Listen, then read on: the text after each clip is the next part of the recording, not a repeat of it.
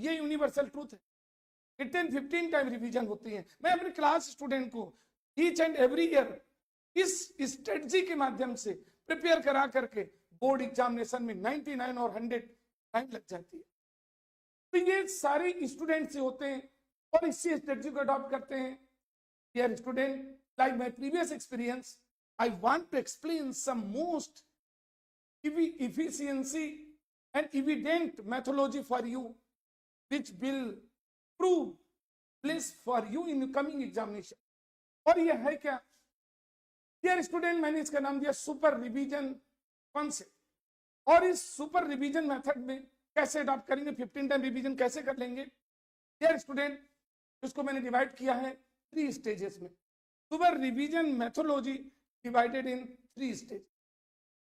पहला स्टेजेस है STR notes, heading topical notes. Second step है, अब इसके फर्स्ट स्टेप में कौन कौन आएंगे मैं अभी डिस्कस कर रहा हूं, और इसका जो सेकेंड स्टेप होगा वो रिकलेक्ट मेमोरी, और थर्ड स्टेप होगा एग्जाम मैपिंग। तो एग्जाम मेमोरी मैप, इन तीनों को कैसे करते हैं देखिए। Dear students, no doubt, I am sure that if you will follow to this, no doubt, your score must be between 97 and 100. करना क्या है, सबसे पहले इसमें देखिए सुपर रिवीजन कॉन्सेप्ट में पहला स्टेज है, जो फर्स्ट स्टेज आपका है, दैट इज STR। STR, अब STR रिवीजन क्या होता है, व्हाट इज दिस? देखिए STR रिवीजन,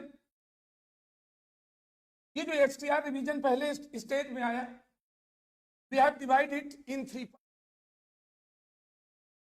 STR रिवीजन को 3 पार्ट में हमने डिवाइड किया। वैसे मैंने 3 स्टेजेस बनाए, ये पहला, उन तीनों स्टेजेस में ये पहला स्टेज है STR, heading topical revision notes. अब इनमें क्या राइटिंग करना है आपको, देखिए इसके 3 स्टेप्स हैं।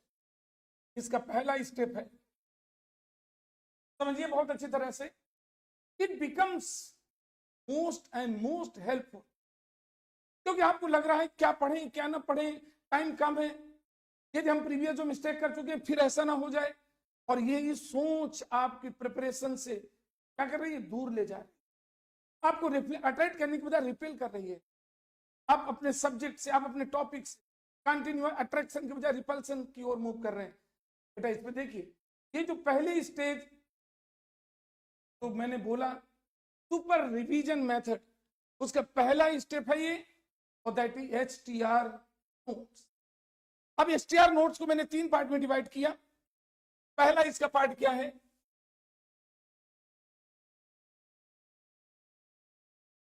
Class notes plus NCERT books first hand. Dear student, STR में पूरा आपको नहीं पढ़ना है।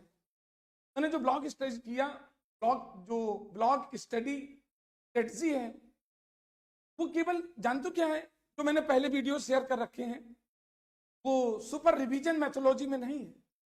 क्योंकि ब्लॉग स्टडी एक जानते हो कैसी स्टडी होती है, करेंसिव स्टडी है, मींस लाइन, एक एक लाइन आपको पढ़ना होता है, जो आपने नोट्स बना रखे हैं, जो आपके पास बुक्स हैं। बट डियर स्टूडेंट, अब वो समय नहीं है एक एक लाइन पढ़ने का। ओके, ये सुपर रिवीजन में पहला हमने क्या किया, तो हेडिंग देखेंगे, उसमें मेन टॉपिक क्या है, हेडिंग एंड टॉपिक राइटिंग। तो पहले कैटेगरी क्या करेंगे, फर्स्ट कैटेगरी मैंने इसमें लिया,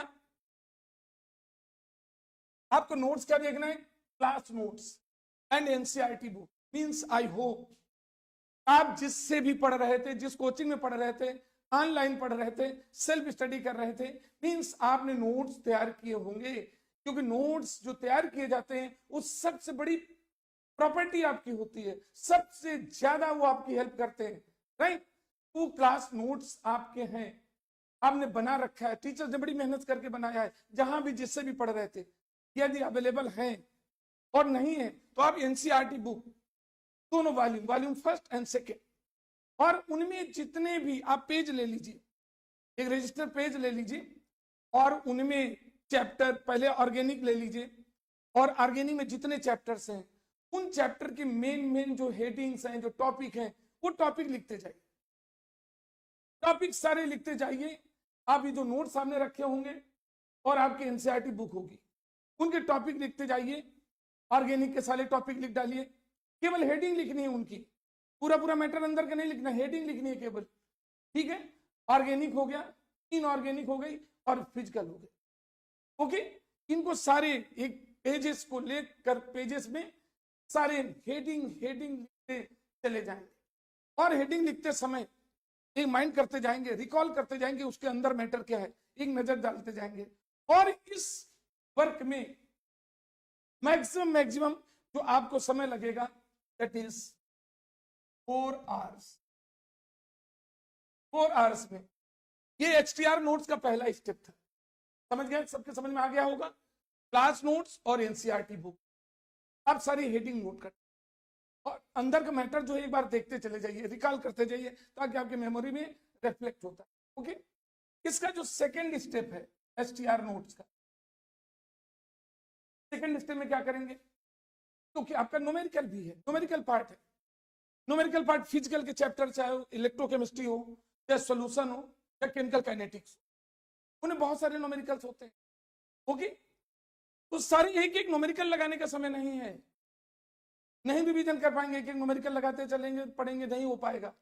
आपके तीनों फिजिकल में तीनों चैप्टर के न्यूमेरिकल हैं। ऑर्गेनिक में वर्ड प्रॉब्लम होते हैं, compound A react with this to form B, B react then form C, C react with this compound to form D, identify A B C D, ठीक है। और इसी तरह से डी ब्लॉक से, डी एंड एफ ब्लॉक से भी आ जाते हैं इनऑर्गेनिक कंपाउंड का वर्ड प्रॉब्लम। तो वर्ड प्रॉब्लम हो गई, और ये तीनों फिजिकल के चैप्टर से जो न्यूमेरिकल हो गए।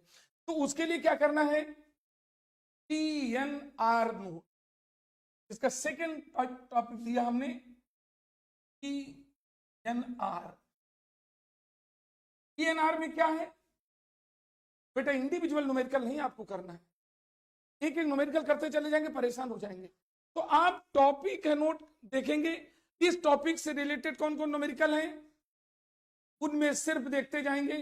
किसकी मदद लेंगे आप, इसमें मदद लेंगे एनसीईआरटी बुक, और आपकी जो न्यूमेरिकल की कॉपी बना रखी है, जो पूरे साल मेहनत किया है, जो मेहनत कलेक्ट किया है, आपने खून पसीना बहा करके डे नाइट एक करके जो नोट्स बनाया, उसको इग्नोर कैसे कर सकते हैं। तो आपके पर्टिकुलर जो नोट्स हैं, उन नोट्स के जो एक न्यूमेरिकल कॉपी है जिसमें न्यूमेरिकल आपने सॉल्व किया, उस कॉपी की मदद लीजिए, और NCERT book, only NCERT book, okay. उस एनसीईआरटी बुक में आप कैसे बनाएंगे, 3 चीजें देखेंगे। एक, दोनों volume first and second, specially physical chemistry. Physical chemistry में mean solution, electrochemistry and chemical kinetics. इनमें देखिए क्या करेंगे, intext, example and exercise. Intext, example and exercise. आप ये देखते नहीं केवल रहेंगे, आपके पास पेन होगा और रजिस्टर होगा, उसमें देखेंगे कि जैसे सपोज सॉल्यूशन है तो हेनरीज लॉ है, राउल्ट्स लॉ है, okay. Elevation in boiling point है, डिप्रेशन इन फ्रीजिंग पॉइंट है, ऑस्मोटिक प्रेशर है।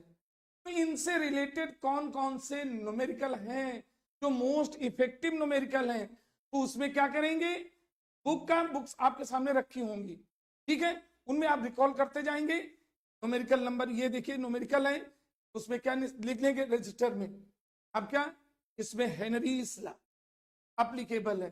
दूसरे में न्यूमेरिकल कैटेगरी है ऑस्मोटिक प्रेशर से रिलेटेड है। नेक्स्ट कैटेगरी कौन सी है, एलिवेशन इन बॉइलिंग पॉइंट से रिलेटेड, ये न्यूमेरिकल, उसका टॉपिक न्यूमेरिकल नंबर, ओके। इस टॉपिक से सॉल्यूशन में इस टॉपिक की इतने न्यूमेरिकल, ये न्यूमेरिकल है, ओके। ऑस्मोटिक प्रेशर से ये न्यूमेरिकल है, ठीक इसी तरह से आप, और वो तीनों में देख लेंगे, इंटेक्स में भी, एग्जाम्पल से और एक्सरसाइज साइज से, उससे करेंगे। डियर स्टूडेंट, यही कॉन्सेप्ट आप इलेक्ट्रोकेमिस्ट्री में करेंगे। इलेक्ट्रोकेमिस्ट्री में देखेंगे कोलराज लॉ है। कोलराज लॉ से रिलेटेड कौन कौन से न्यूमेरिकल नंबर, इंटेक्स में कौन सा था, कोलराज लॉ को फॉलो करता है। एग्जाम्पल में कौन कोलराज लॉ से रिलेटेड था, और एक्सरसाइज में कौन सा कोलराज लॉ से रिलेटेड था। ओके, तो टॉपिक और ये numerical number, topic numerical number, okay, ये तीनों में करेंगे। और डियर स्टूडेंट्स, मैं श्योर हूं इस बात का, और आपको श्योर करता हूं, ये सब करने में you will spend maximum 3 hours time लगेगा। वो जो मैंने बताया था थेरिकल, वो 4 आवर्स में, ये कितना लगा, 3 आवर्स में। और इसकी तीसरी, ये किसमें है, सब एसटीआर के अंतर्गत है। एसटीआर, हेडिंग, टॉपिक, नोट्स, ठीक है ना, यानी एचआर नोट्स, एसटीआर नोट्स इसको बोलते हैं। और इसमें तीसरा है स्टेज, इस पहले टॉपिक का third stage, that is PYQ.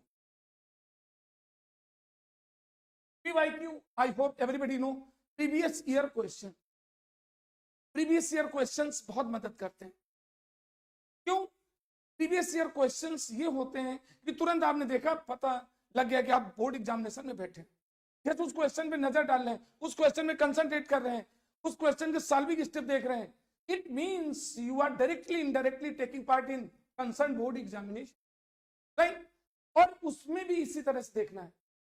आपके पास पीवाईक्यू के लिए कुछ एग्जाम आइडियाज होते हैं, कुछ अदर सैंपल पेपर्स बुक्स होती हैं, कोई अदर्स एग्जाम के समय आपने short solution guest paper type purchase कर लेते हैं, या आपके पास पर्सनल नोट्स हैं, उन न्यूमेरिकल सॉल्व कर रखा है कॉपी में, राइट। उनके अलावा ये पीवाईक्यू के लिए अनसॉल्व पेपर ले रखे हैं, या अदर कोई भी आपने हेल्पिंग बुक्स रखी है, उसमें पीवाईक्यू। अब खास करके पीवाईक्यू में organic, inorganic, physical, theory as well as numerical, theoretical और न्यूमेरिकल आप देखते हैं, उसमें भी ज्यादा वर्क नहीं करना आपको। टॉपिक, हेडिंग बाय, केवल हेडिंग देखना है, नोट्स, पूरे नोट्स नहीं बनाना है, केवल हेडिंग हेडिंग लिखना है। तो उसमें देखेंगे, ईयर डाल देंगे, इस ईयर में इस चैप्टर है, इस चैप्टर वाइज देखते चले जाएंगे। चैप्टर वाइज में ये पीवाईक्यू, उसमें लिख लेंगे इस पेज नंबर में ये पीवाईक्यू है। ये प्रीवियस ईयर क्वेश्चन हर चैप्टर देखेंगे। सपोज आपने ले लिया halo alkane and hello arene, तो उसमें प्रीवियस ईयर क्वेश्चन है, तो उसमें भी आप लिख देंगे क्या, टॉपिक पीवाईक्यू, टॉपिक पीवाईक्यू। तो प्रीवियस ईयर की जो सीरीज आपके सामने है, प्रीवियस ईयर के क्वेश्चन जो रखे हैं, या आपने नोट्स में बना रखा है, शॉर्ट नोट बना रखा है, या आपके पास एग्जाम आइडिया या इस तरह के अदर्स जो हेल्पिंग मटेरियल है, एग्जाम शॉर्ट मटेरियल, उसमें पीवाईक्यू है, ओके। उसमें जो क्वेश्चन है उसमें क्या लिख दिया, मीन्स यदि सपोज करिए वहां पर कोई रिलेटेड उसमें है, कोई नेम रिएक्शन से है और ये आई है, तो ये नेम रिएक्शन है ना, नेम रिएक्शन लिख दिया, इससे रिलेटेड, इससे कोई, क्लियर।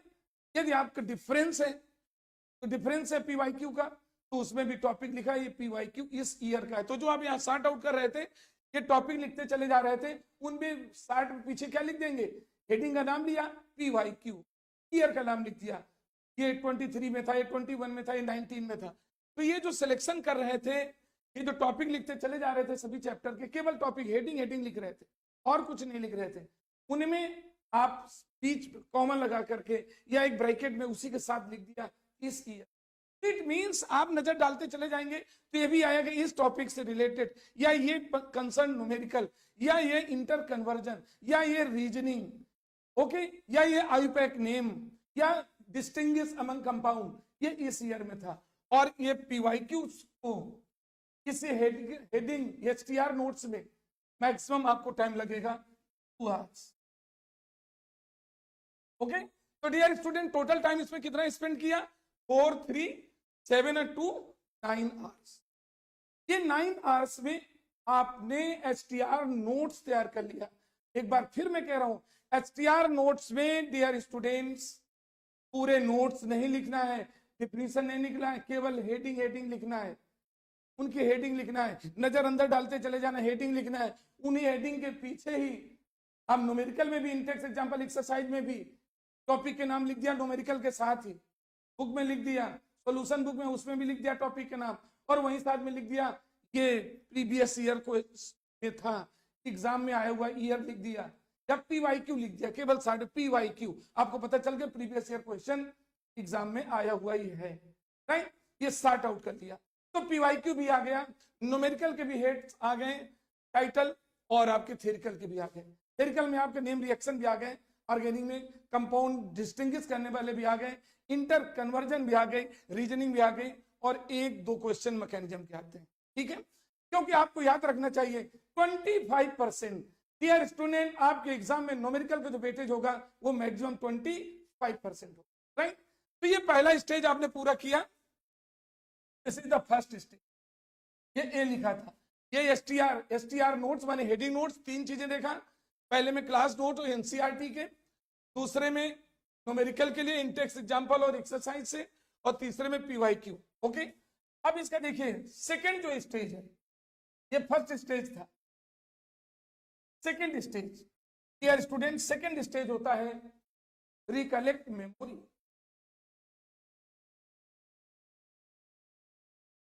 Recollect memory.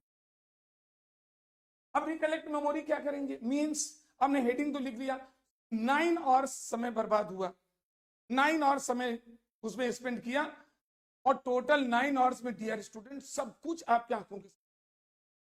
अब रिकलेक्ट मेमोरी, इसमें क्या करना है, आपने रिकलेक्ट मेमोरी को, ये जो हेडिंग लिखे थे उनके अंदर क्या मैटर है, उनके अंदर भी मैटर होगा।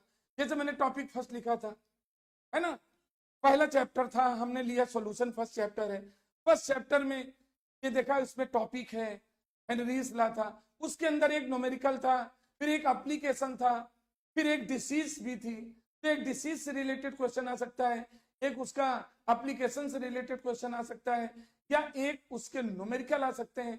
तो 1 2 3 है ना, सब टॉपिक थे, उसके अंदर आपने पढ़ा। रिएक्शन पढ़ी आपने, तो रिएक्शन में नाम लिखा था क्या, विलियमसन सिंथेसिस रिएक्शन, नाम लिखा था वुड्स रिएक्शन, नाम लिखा था गैब्रियल थैलीमाइड सिंथेसिस रिएक्शन, लेकिन उसमें सब टॉपिक क्या है, रिएक्शन है, उसकी लिमिटेशन क्या है, और मैकेनिज्म, तो मैकेनिज्म आप इग्नोर करिए, कम से कम वो रिएक्शन क्या थी, कहां कहां पे अप्लाई होती, उसकी लिमिटेशन क्या थी, ये अंदर सब टॉपिक है, ठीक है। तो डियर स्टूडेंट, ये जो रिकलेक्ट मेमोरी है, इसमें हमें उसके अंदर वाले जो हेडिंग लिखे थे उसके अंदर वाले टॉपिक को देखना है। तो डियर स्टूडेंट, इसको हम जो रिकलेक्ट मेमोरी करेंगे इस 2 कैटेगरी में डिवाइड करते हैं। ये जो स्टेज है, सेकंड स्टेज, इसको 2 पार्ट में डिवाइड करते हैं। पहले क्या करेंगे, mixing of class notes plus CERT,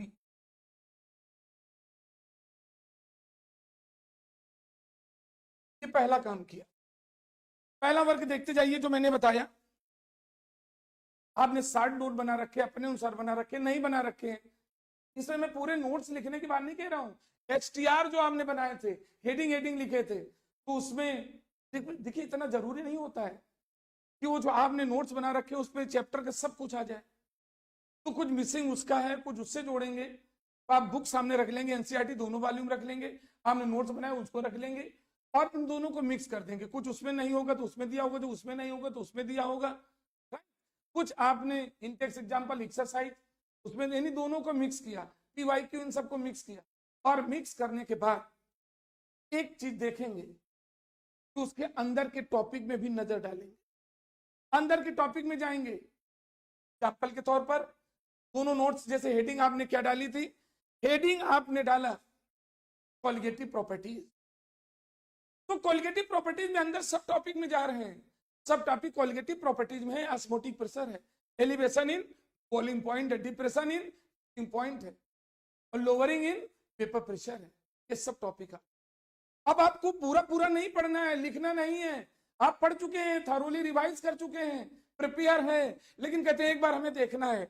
और ये क्यों बता रहे हैं, यदि कुछ स्टूडेंट ये करते हैं, चैप्टर देख रहे हैं, अभी सॉल्यूशन तैयार कर लिया और इलेक्ट्रोकेमिस्ट्री तैयार हो गई, केमिकल काइनेटिक तैयार हो गई, वो तैयार करके आप कहते हैं 3 चैप्टर तैयार कर लिया, अब हम ऑर्गेनिक तरफ जा रहे हैं, और ऑर्गेनिक जब गए तब तक वो फिजिकल केमिस्ट्री आपकी 0 हो गई। वो इधर से उधर भटकते हुए, और ऐसा लगता है जैसे अंधेरे में कहीं रास्ता न दिख रहा, भटक करके फिर अपनी जगह पे आ गए, उन्हें मालूम नहीं था जहां से चले फिर वहीं पर आ गए। तो वो नहीं करना है आपको, नेवर। हमारे जो अचीवर्स हैं, जो 98, 95, 99, 100 बोर्ड एग्जाम में लेकर के आते हैं, इवन तो जेई मेंस में भी 99 और 3 स्टूडेंट, अभी आपने देखा, मैंने किया था प्रीवियस वीडियोस में कि 100 परसेंटाइल किया कानपुर में जोन में, ये सबसे बड़ा अचीवमेंट था। लेकिन इनका रिवीजन का तरीका वो नहीं होता कि पहले ये तैयार कर लें फिर ये तैयार कर लें, है ना। क्या किया, ये जो रिकलेक्ट मेमोरी में जो हेडिंग लिख दिखा था उसके अंदर के टॉपिक देखना है। तो इसमें पहला क्या करेंगे, क्लास नोट्स और एनसीईआरटी के नोट्स। नोट्स मींस वही टॉपिक जो लिखे हैं उनके अंदर का मैटर देखिए, ओके। और इसको देखने के बाद सेकेंड पॉइंट इसी का है, क्या करेंगे, रिव्यू।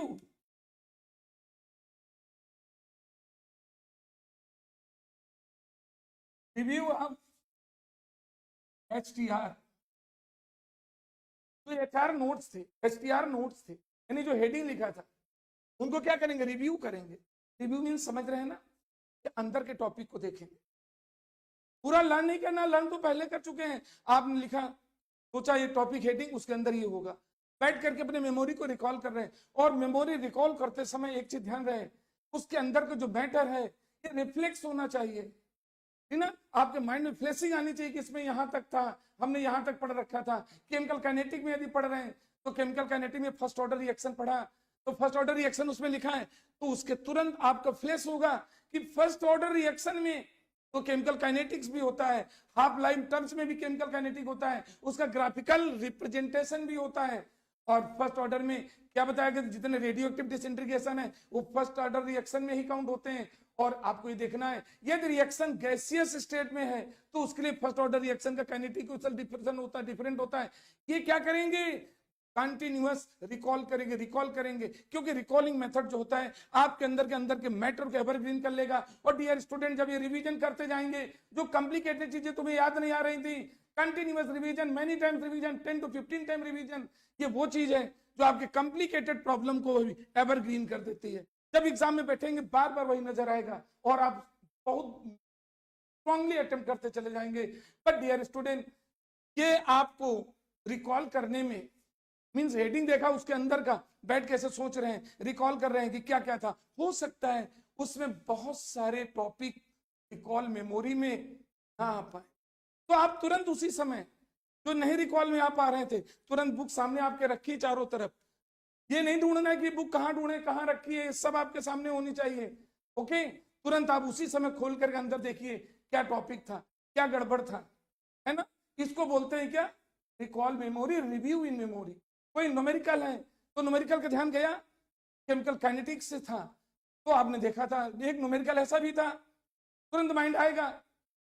एक न्यूमेरिकल था कि number of the fraction of molecules whose energy is either equal or greater than its क्या एक्टिवेशन एनर्जी। तो रिकॉल माइंड भी किया, हाँ इससे तो एक इंटेक्स में न्यूमेरिकल दिया हुआ है, इसी से रिलेटेड है। एक पीवाईक्यू में इस ईयर में 2 इससे पूछे गए जो इसी से रिलेटेड है, ओके। डेटाबेस न्यूमेरिकल है, तो इसको कहते हैं रिव्यू करना।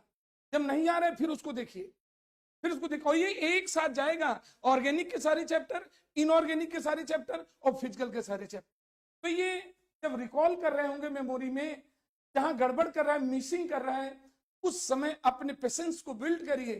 पेशेंस बिल्ड करना आपकी प्राइमरी सक्सेस का पहली आइडेंटिफिकेशन, राइट। और उसको देखते जाइए, बार बार देखेंगे। तो आई होप फर्स्ट टाइम जब इसको करेंगे, ये पूरा उसके अंदर का मैटर देखेंगे, रिव्यू करेंगे मेमोरी को, तो डियर स्टूडेंट इसमें आपको 7 to 8 आवर्स टाइम लग सकता है, 7 to 8 आवर्स टाइम लग जाएगा। तो 9 आवर्स उसमें लगे थे आपके, 7 to 8 आवर इसमें लग गए टाइम, ओके। लेकिन डियर स्टूडेंट ये सर्टेन है कि इसको जब 2-3 बार रिवीजन करेंगे, फर्स्ट रिवीजन में तो 7 to 8 आवर्स लगे, और इसी में आफ्टर यूजिंग 3 to 4 रिवीजन, 3 से 4 रिवीजन इसको ऐसे करेंगे, रिकॉल करेंगे मेमोरी को, हेडिंग देखेंगे उसके अंदर की मेमोरी, हेडिंग देखेंगे उसके अंदर के सब टॉपिक देखेंगे, बार बार रिकॉल करेंगे, नहीं आ रहा खोल के देखेंगे, तो इसमें पहले लग गया है 7 to 8 आवर्स। लेकिन सेकंड 3-4 रिवीजन के बाद डियर स्टूडेंट ये 2 से 3 आवर्स तक मिट जाएगा। ये घट के कितना आ जाएगा? 2 to 3 आवर्स में आ जाएगा। मीन 2 से 3 घंटे में आप फिजिकल, ऑर्गेनिक, इनऑर्गेनिक रिवीजन कर लिया। और डियर स्टूडेंट्स एक चीज ध्यान रखिएगा, इसमें आपको एक चैप्टर नहीं, सारी चैप्टर फिजिकल, ऑर्गेनिक, इनऑर्गेनिक तीनों ब्लॉक के एक एक टॉपिक और उसके अंदर का रिवीजन कंटिन्यूअस होता चला जाए। और फाइनली आप क्या, और ये रिवीजन आप कितने, डियर स्टूडेंट नो डाउट मैं आपको श्योर करता हूं कि 10 to 15 revision with in 4 days में आप कंप्लीट। 15 रिवीजन सीक्वेंस मैंने अपनाया, आप अच्छी तरह देख लीजिए। और थर्ड है सी, तो थर्ड स्टेप अब क्विक रिवीजन, जो सुपर रिवीजन मैथोलॉजी का थर्ड स्टेप है वो एग्जाम मेमोरी मैप। एग्जाम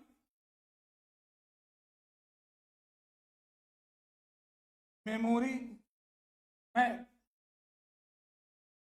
अब एग्जाम मेमोरी मैप के लिए डियर स्टूडेंट्स हमारे केमिस्ट्री भाई डॉक्टर परिहार चैनल में देखेंगे तो मैंने ऑर्गेनिक के लिए, इनऑर्गेनिक के लिए, फिजिकल के लिए अलग अलग ब्लॉक स्ट्रेटजी आपकी बना रखी है।